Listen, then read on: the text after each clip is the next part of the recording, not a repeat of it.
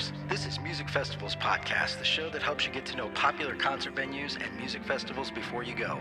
I'm your host, Neighbor Nate, and I'm glad you're in the neighborhood.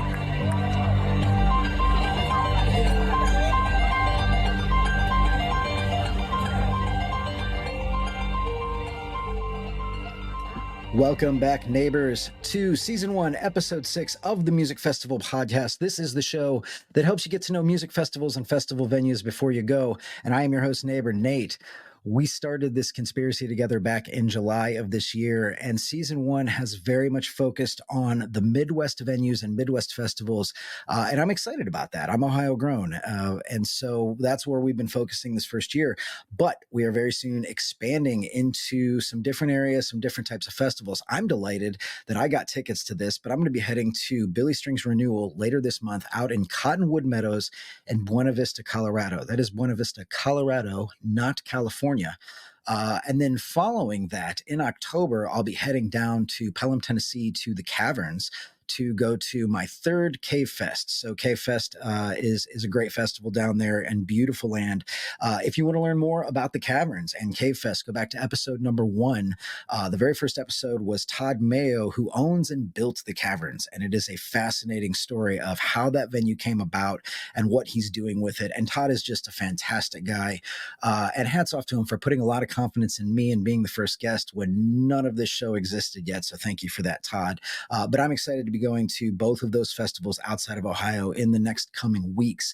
If you are listening to this on the audio podcast on your favorite podcast app, make sure at some point to head on over to the YouTube channel for all the visuals that accompany the audio. You can get a deeper dive into each venue on the different playlists that are going to be associated with that venue. And you can also see some of the fun people and some of the fun background images that make festivals so interesting and the people watching so good. If you are so inclined and you want some insider info, go ahead and head on over to musicfestivalspodcast.com. And as of October, I will be launching the official email newsletter for the neighborhood. So go ahead and sign up to join the neighborhood, drop your email, first name in the box, answer a quick question. I promise never to spam you. I've been in internet marketing my whole life. I don't spam people. It's not cool. But by doing that, in that newsletter, you're going to get planning resources and checklists for various festivals, as well as camping equipment recommendations and reviews. And you'll also learn some camping hacks and see some how-to videos that are going to help make your stay at any festival more comfortable, because you should be there to party and listen to the music and socialize and hang out with people and not fuck with your tent or your campsite or, mop water out of the floor of your tent. You'll see a video like that. I'm hoping to put out some early lineups and performance schedules for festivals, because I don't think any festival really does a great job of getting that information out soon enough so that people can plan their time at the festival. And then ultimately, we're going to have some swag and ticket giveaways and even some special invitations to events at festivals. And so go ahead and head on over to musicfestivalspodcast.com. And that is where you can sign up to join the neighborhood. And I hope to see you in the neighborhood, because I think we're going to have a lot of fun there. That's going to help you get a little bit more inside of this whole conspiracy. So I'm excited to be talking about one of my very favorite festivals, if not my very favorite festival of all time, and that is Ekoostik Hookah Festival, Hookahville. This last version of Hookahville was held at the J&M Ranch in Ansonia, Ohio. And let's go ahead and watch a quick video on what that actually looks like. Starting day 2 from the camper at Ekoostik Hookahville, the 30th anniversary. Got some good rain last night, which cooled everything off, so it should be a much nicer day today. Yesterday was miserably hot. I am very glad that I brought my camper to this one. The weather would have been a little bit rough. There was some campers next to us that were attempting to set up in a tent right before the rain was coming, and I don't know if they'd started partying or not, but there was definitely some failure happening. They never got the tent set up. The rain came, and now the tent is a big, wild, messy, wet pile on the ground. And I don't see where they went, so hopefully they found a car or some shelter somewhere. But that was rough for them.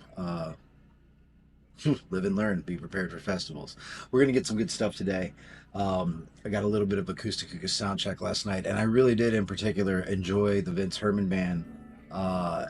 It was different. It was different than seeing Vince with Leftover Salmon. I didn't realize that his son was in the band, so I got some footage. There was a moment where you could just see Proud Pop over there watching his son pick on the mandolin, and his son was killing it. It was a great solo. But there was this like father son proud moment that was really cool to get to see, and the crowd went nuts. But yeah, that was a good video. That was worth the show. So here's what I really like about the J&M Ranch. I'm on the back corner of the property. It's all marked off by wire fence with barbed wire. There's a cornfield on the other side, and they've got it well designated in terms of like where the camp is. But what's great about this place is that it's super flat. So if you're a camper, you literally will pull up, drop your levels, boom, your camper's level. It's awesome. This is a smaller festival, right? Fall Hookah is always a little bit smaller, but this is going to be your main GA camping area for tents. This is overflow parking right here, so you can see the cars coming in for like the day viewers and whatnot.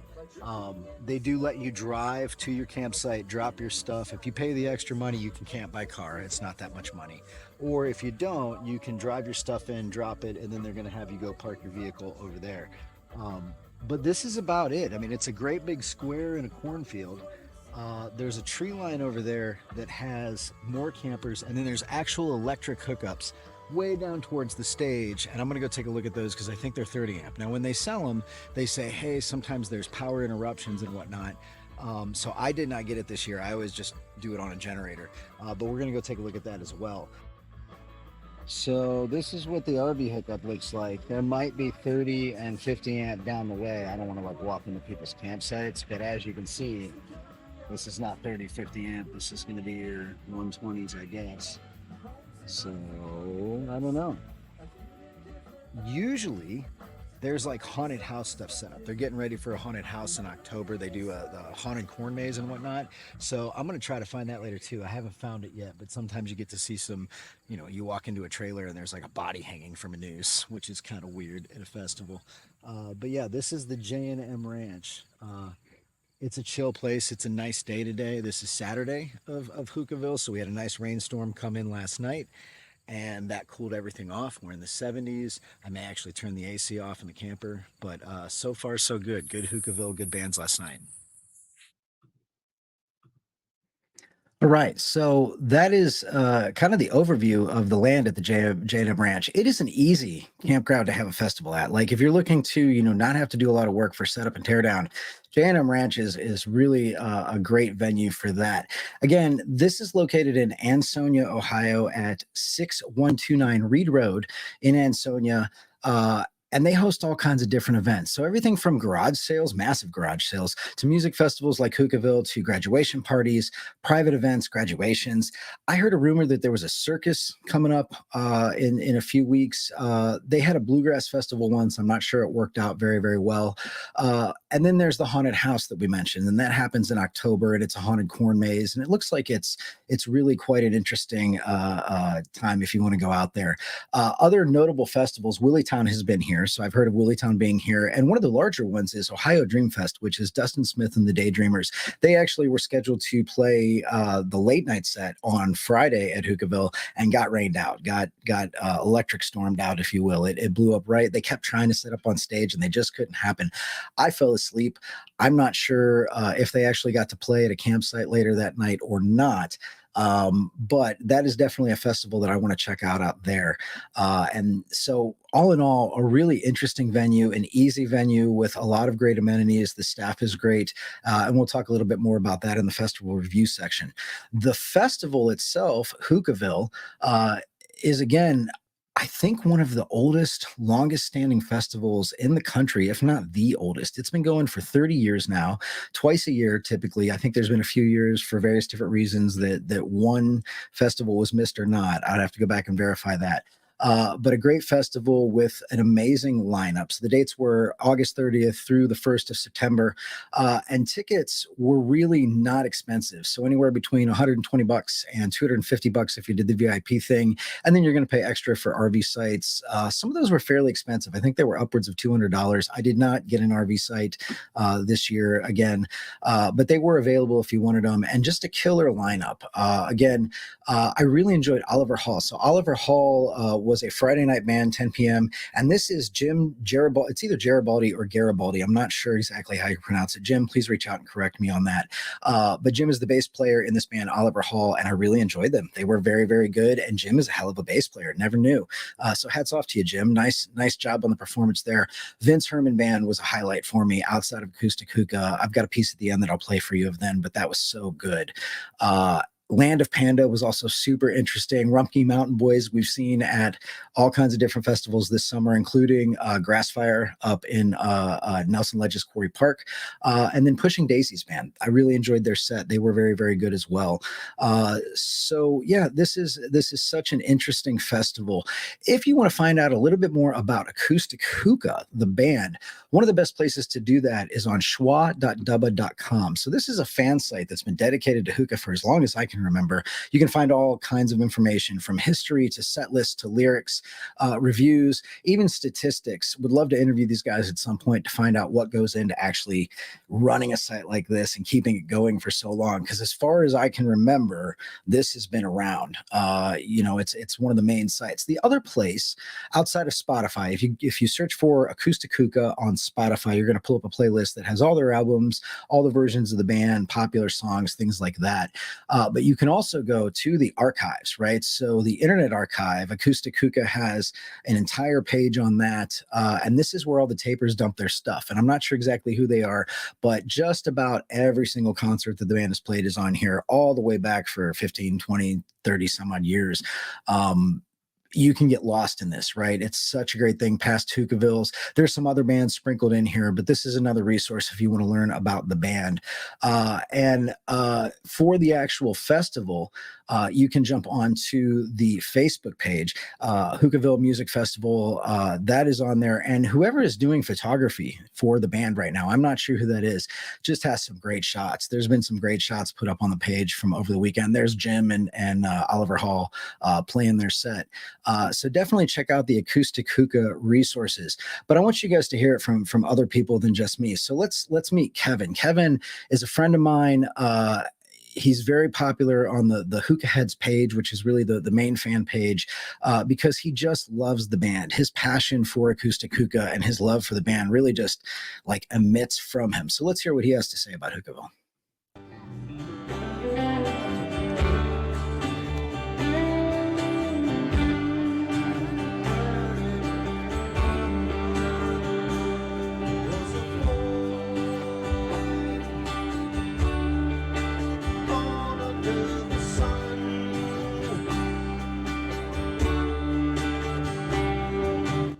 Kevin Keating.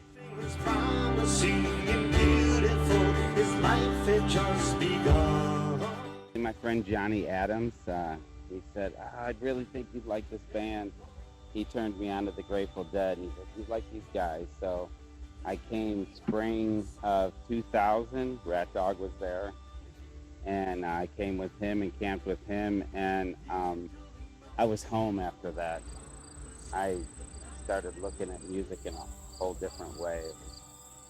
The people that just support one another, and I like to spread peace and love, and that's kind of what turned me on to all this. Just being able to go up to someone, like before going to Hookahville, I could never just go up to someone and just start talking to them. And when that happened in my first Hookahville, Johnny and I were sitting on the hill at Legend Valley, and someone came, sat next to me, and we just sat and talked to him for like a half hour, and he's like, all right, guys, I'll see you later. He got up and left. I'm like, who's that guy? He goes, I don't know. And I said, you could just talk to anybody, and it just found myself then, you know. And then this year, it's a small flag. It's a small version of this flag is for this Hookahville, so. Just like the sound of a... I just really want to thank them. Every version of the band I've loved. The current one is my favorite. Maybe it's just because it's the current one, but they're just a bunch of great guys. Not one of them I have a bad word to say about, and I've interacted with all of them at some point. And and they're all just great people and just care about, they love the festival, they love the people that come and support them. And so I want them to know that I appreciate everything they've done.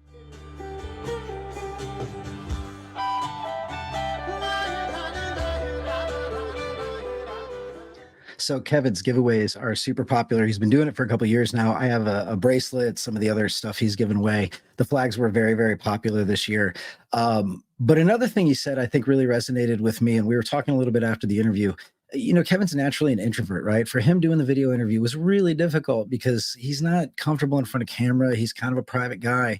But I'm like that too, a little bit, where, you know, the world can sometimes be a little bit mean. People out in the world aren't necessarily nice to each other. And yet you go to a Hookahville and everybody's welcome. You always feel welcome there. Right. And you know, I walk into the campground, I pull in, and just an example of this, I have this big generator to run my camper. It's like a 6,500 watt generator. It weighs tons of a couple 100 pounds, and I have a ramp to get it out of my truck so I can do it by myself. Right.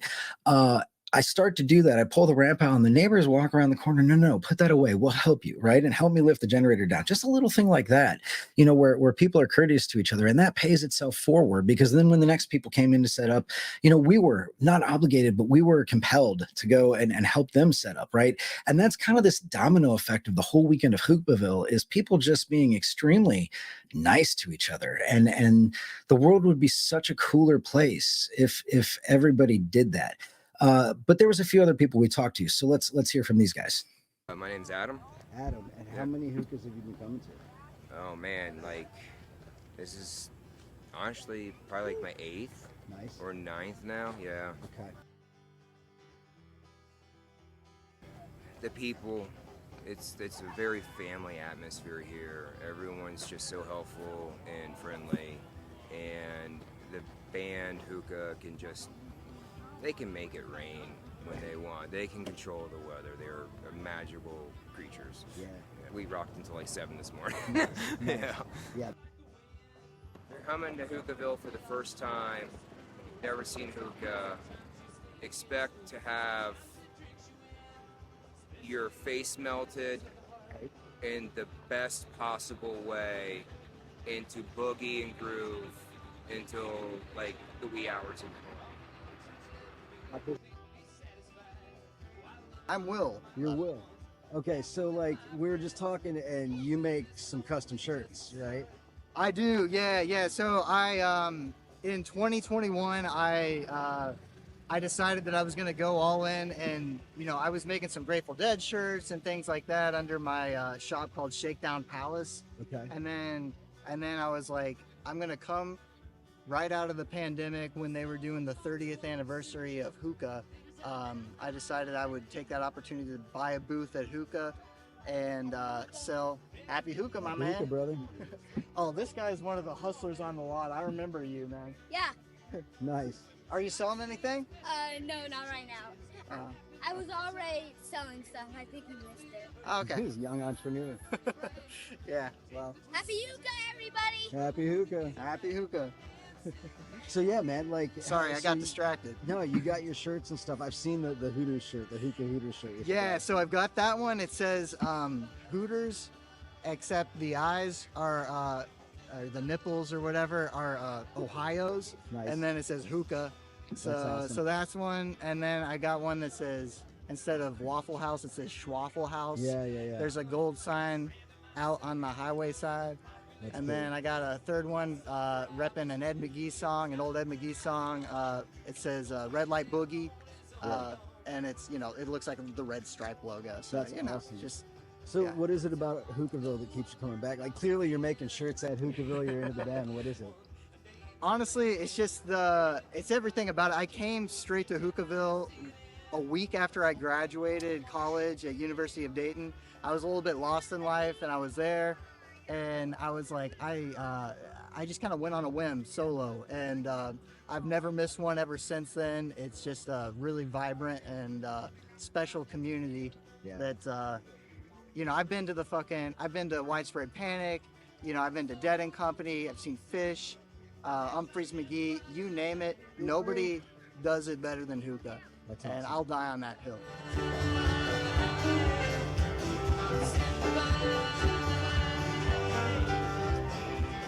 So Will is a great guy. I remember the first Hookahville he showed up to with his shirts, and it was a big hit. And I think now everybody knows him. This is the shirt he was talking about, the hookah shirt. I actually wanted one of these shirts for years. I saw it the first year he came and wasn't in time, and so I interview Will. And the day goes by, and the next day he walks up to my camper and he's got a shirt in his hand. He's like, "Hey, I had one more of these left. It's a large, man. It's yours." And I really appreciated that. And I think I've gone to the store and bought the Dare shirt that I showed, the Dare mock-up logo. I definitely bought that shirt. But it was good to meet Will. It was good to meet Adam. These are two, people that are not only in love with the band, but in love with the crowd, in love with the festival in general. And so that was a lot of fun. So overall festival review, hats off to Hookah for the 30th year of this festival. Again, I don't think there's a festival in the country anywhere that has been around for that long, and it's hard to make festivals work year after year after year. You see them go up, you see them go down. Hookahville has been a mainstay. It's been there. And you've heard famous musicians, mention it as being the thing that influenced them to become musicians. Paul Hoffman's one of those folks, right? From Green Sky Bluegrass. So hats off to Hookahville. It's a smaller festival, especially fall, right? If you're looking to get out of the craziness, there was probably 800 to 1,000 people there for fall. And it's a family crowd, right? Like people bring their kids, but it does feel, for me at least, who's been around, the hookah for long enough, it does feel like one big reunion. You get to know people. The folks we camp next to, we have camped next to before, right? And seen at other Hookahvilles. And it's kind of like, oh, hey, let's hang out for the weekend again. It's a lot of fun. Everybody who's there, especially in fall, loves the band, right? And I think that's something that misses from festivals, because a lot of people go to festivals for the party and the music's okay and it's secondary. But for me, Hookahville has always really been about the band and the music. And that's a great thing about this festival. As festivals go, it's got some cheaper tickets, as compared to the larger festivals. So that's a good reason to check it out. And J&M Ranch, hats off to the staff there. It is great land for a festival. It is the easiest place that I've ever been to a festival, both camper, tent. It's easy to get around. You don't have to walk or hike up any hills. And the staff is friendly and enjoyable. They do a really nice job and they're super relaxed. It's also easy to get to, right? Like you can find your way there. Everything's straight roads. And Jim does a nice job keeping the vendors populated. There were solid vendors there with all kinds of different things that you could buy. The food was good. And the lineup was just killer, right? So really enjoyed the lineup. And these are not big budget festivals, right? But they still find these great local regional bands as well as some national acts and really entertain you while you're there. So I also have to mention this. I would be remiss for not mentioning this, but it is one of the coolest things, and I got to find the picture now. It is one of the coolest things that happens at Hookahville. I want to give my sincere congrats to Jeff Mullet Morris and Sue Ellen Morin, who were married at this Hookahville. And I don't know if these two met at a Hookahville. Jeff is a regular mainstay, right? You're going to see him up at the stage at every hookah show with pure joy on his face, just living the dream, loving this band, getting his face melted by Sweeney's solos. And these two tied the knot at a Hookahville. And so I go back to the camp and I'm talking with my buddy Ed and his wife Lacey. And I think we determined that we have at least seen 4 to 5 weddings at Hookahvilles that we've been at. My guess is that there's probably more. But this is just a testament to the type of crowd that people choose to get married at this festival. And I've always thought that was super cool. So again, congrats to Jeff and Sue Ellen on their marriage at Hookahville. That's so cool. Very few cons at this festival. Very, very few cons. So one, again, we mentioned the questionable RV hookups. I would love to talk with somebody from J&M to really unpack this a little bit, because I think that, again, I didn't get to every single campsite that had an RV hookup. But yeah, if you're interested, please reach out to me. I'd love to talk to somebody from J&M. And then the other thing that was a little bit of a con, you saw a sign in one of the videos that said, no outside firewood at all. And they are dead serious about that. If you bring firewood inside of the venue from outside, they will confiscate it. And then I heard rumors on the street that people were getting their firewood confiscated and then going to buy firewood and actually buying back their firewood, which will teach you a lesson, I guess. So just be advised, if you're going to J&M Ranch, they are pretty strict on a couple different policies. One, don't bring in outside firewood. 2, stick to 5 miles an hour if you are driving. That is a safety thing for everybody, no matter what festival you go to. I was glad to see that they were on that and they were really, making sure that people were doing that. But all in all, I definitely will give this festival a Neighbor Nate rating of a 9.27 out of a 10. That has been meticulously calculated using a sliding scale as well as degree of difficulty. And so Hookahville is a 9.27 out of 10. And for me, this will always be home. Hookahville is always going to be my home in terms of festivals because it was the first one I went to, and it's one that I will go back to until there's no more Hookahvilles. And I hope that day doesn't come anytime soon. So real quick, we'll wrap up with the top shows of the lineup. And clearly the overall winner for this is Ekoostik Hookah, but in particular night one, the Saturday night show. They started off and were forced to take an early set break due to some technical issues with the sound. I don't know if monitors were working. Dave seemed a little bit pissed. Honestly, Dave's the main guy, keyboard player, kind of the band leader, I guess. But they came back strong. If you have the set list, it has not been posted on the Hookah Heads page yet, but if you have it, please post it there or email it to me, neighbornate@musicfestivals.com, because that is definitely something that I want to get a load of, just to remember what songs they played. And again, you can learn about Ekoostik Hookah at all the different sites that we'll share in the show notes. Their next show is coming up. Friday, 11/1 is Hookahween. So that's the Halloween show for Hookah, and that's going to be held at the Newport in Columbus. One of my favorite local venues to go see a show. It's down and dirty, but it's a great place to go see a show. If you've never been to Columbus, check out the Newport. And then Tuesday, 12/31 is the New Year's Eve show with Subterranean, and that's going to be held out in Dayton, Ohio at the Bright Side. I've actually never been to that venue, but these are two shows that if you want to check them out, I think I did not go to Hookahville for my first introduction to the band. I went to a local show at the Newport and then went to Hookahville the next spring, which was 2000. And I have been going ever since. Fell in love. The other non-hookah band that I will mention, and we're going to play a clip of this at the end of the show, is the Vince Herman Band. Again, I've seen Vince with Leftover Salmon. I will see him again with Leftover Salmon down at K-Fest next month, so I'm excited about that. But he played with Vince Herman Band, and his son was in the band, and they just rocked it on Friday night. It was so good. And so I'm going to play a video from that. But before that, we have to strike camp and pack this episode up to get on to the next festival. Next weekend, again, Thursday, 9/12 through 9/15 is Lazy Jam in Hartsville, Indiana.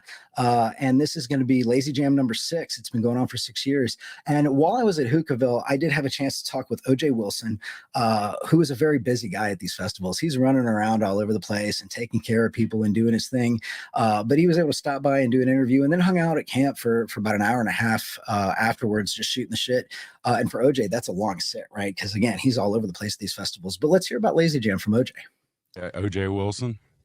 So yeah, Lazy Jam takes place in Hartsville, Indiana. It kind of started back in 2019 was our first year, and kind of how that started out was back in 2013, had a private party for my wife out there on a friend's property who has a stage out there, and I had John Mullins and Joe Stone play for my wife's surprise birthday party. And we just, after that weekend, we're like, dude, this is like the perfect place for a festival, and maybe one day we got to have a festival here. And so it just kind of started out real small as like a private party on his land. And the very first year was 2019, and it was Nat Reeb and friends, and they did. So what the very first year was what originally was booked as was just Nat Reeb and friends was going to do. Well, they did do a John Mullins band set, and it was going to be a couple of the original members of the John Mullins band and Nat Reeb, and then a couple other people. But I don't even know that we called it Lazy Jam that first year, but we've always been Camp Lazy here at Hookahville, and that's kind of where it started. So yeah, we've each year's gotten bigger. The very first year, like I said, we had like 60 people. Last year, as far as attendees, we probably had about 300. We had about 230 paid, so about 300. So on the bill this year, we have One Under's going to headline Friday night, which is so awesome because they're going to play 2 long sets. We got them from 9:30 till 1 a.m. on Friday, and on Saturday night we have Pushing Daisy's band, and this will be their 3rd year in a row, and those guys are just the easiest band in the world to work with, and just some great kids, and they're going to play along 2 sets. Also be here at Hookahville today. And so we have them. We have Stolen Faces out of Chicago. We have Munyon out of Chicago. We also have the Hose out of Columbus. I always say, you know, there's magic. There's magic on that land, and you know, it's really, you know, as you know, my buddy Jay just passed away on July 1st, and that land has been in the family for many years. They just had like their 51st hog roast there that I was also a part of, and his dad, actually, I just found this out literally like 3 days before I came here. His dad actually was a big country music fan. I'm talking like getting signatures from like George Jones and like Johnny Cash, and has pictures. And what he wanted to do, and this is giving me the chills, what he wanted to do was to make it into a concert venue. I didn't know that until like 3 days ago.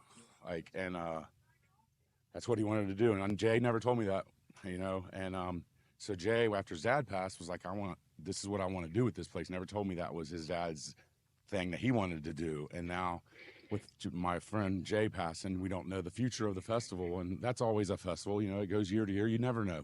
Tomorrow's never promised. So it's just kind of like, it's super cool. And with people passing and things, it just always, to me, makes that event that much more special. You know, John Mullins, I believe, is, he played on that stage, and I believe that he's still there. He's there in those trees, and he's there, and like, I don't know, there's magic in those trees. Yeah, I agree with OJ that there's some magic in those trees. So Sarah and I went out a few years back to, I think, Lazy Jam 2 or 3. It was, again, another One Under show, and Chicken Wire Empire. First time I saw them was out there playing. And if you want to learn about One Under, if you've never heard Ed McGee's other band, One Under, check out episode number 2, full interview with Ed McGee. Talks about his music, talks about his storytelling, also talks about his experience at Lazy Jam. What I can personally say for Sarah, my wife, and I is that, you come from Ohio. We don't know anybody at this festival, a couple years back. From the minute we walked in, we felt welcome, right? It was a small crowd and just so relaxed and so welcome. So yeah, there's some magic in those trees, and I'm delighted to be going back to Lazy Jam next week, and you're going to see some more footage and video from there. But thanks to OJ for being willing to talk to us, and for having the passion to, build something like Lazy Jam and keep it going against all odds. I think that's really, really cool. And so I want to leave you with something that I promised, and that is the performance from Vince Herman Band at Friday night at Fall Hookahville. I just thought this was fantastic. So I am Neighbor Nate. If you enjoy what you're watching, and there's about 300 of you that are actually tuning into the show now, subscribing on YouTube, and I'm kind of over the moon about that. So thank you for all of you who've made the early jump in. I've got lots of shorts in production and new playlists coming. And if you like what you're watching, go ahead and head over to musicfestivalspodcast.com, especially if this is your first time. Multiple ways to subscribe there. You can hit YouTube, you can hit your podcast apps, you can join the neighborhood. But I definitely appreciate anyone who takes the time to check out the show, subscribe to the show. And also, if you think about it, give us a good rating or rate the show. I value the feedback, but it's also something that helps the algorithms work and gets more people to see the show and learn about music festivals and what's out there. Music Festivals Podcast is a production of NRMedia Group. That is my day job. That's what I do for a living. You can go to nrmedia.biz if you're curious about that. You're probably not, but I have to say that for business reasons, I guess. As always, I'm your host, Neighbor Nate, and I hope to be your neighbor at the next festival. And let's take it out with the Vince Herman Band.